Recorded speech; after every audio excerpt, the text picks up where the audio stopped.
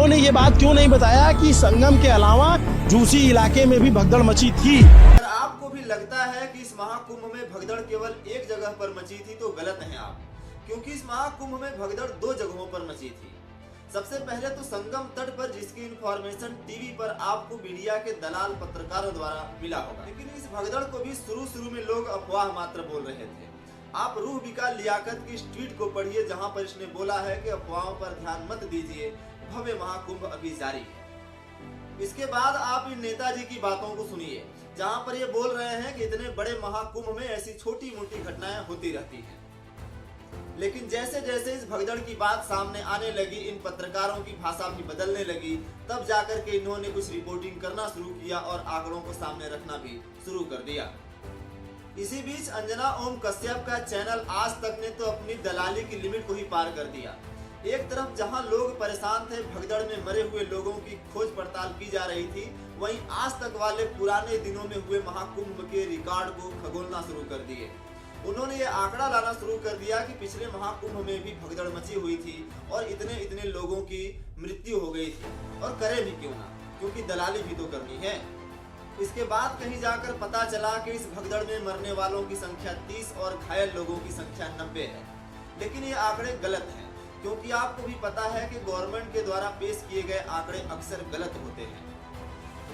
4PM news channel ने भी अपने स्टिंग ऑपरेशन में पता लगाया कि मरने वालों की संख्या 58 से ऊपर है और ये आंकड़ा अभी भी बढ़ सकता है।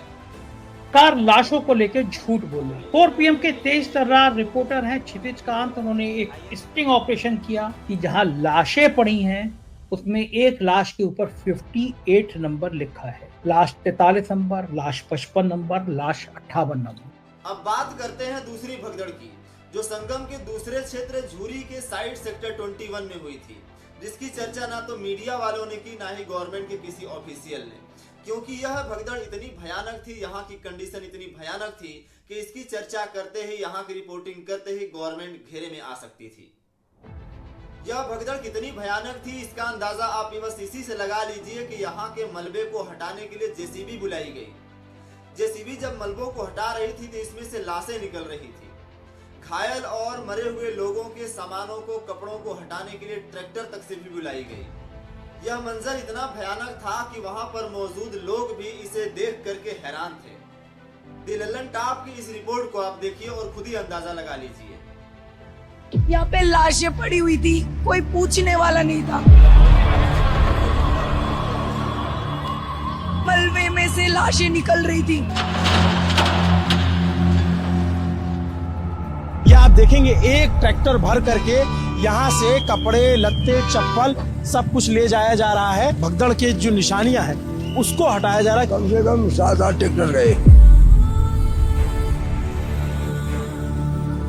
ये तस्वीरें छिपाई जाएंगी, जो ये गवाही है बताएगा इसकी कोई जिम्मेदारी लेगा कि नहीं लेगा। भगदड़ हुई है, उसका किसी वीडियो में, किसी चैनल में कैजुअलिटी का कहीं जिक्र ही नहीं है। अब आप खुद सोच लीजिए कि कंडीशन इतनी ज्यादा खराब है, लेकिन इस घटना की चर्चा किसी भी मीडिया वालों में नहीं हो रही है। लेकिन सवाल ये है कि आखिर इतनी बड़ी घटना का जिम्मेदार कौन है? गवर्नमेंट है, मैनेजमेंट है,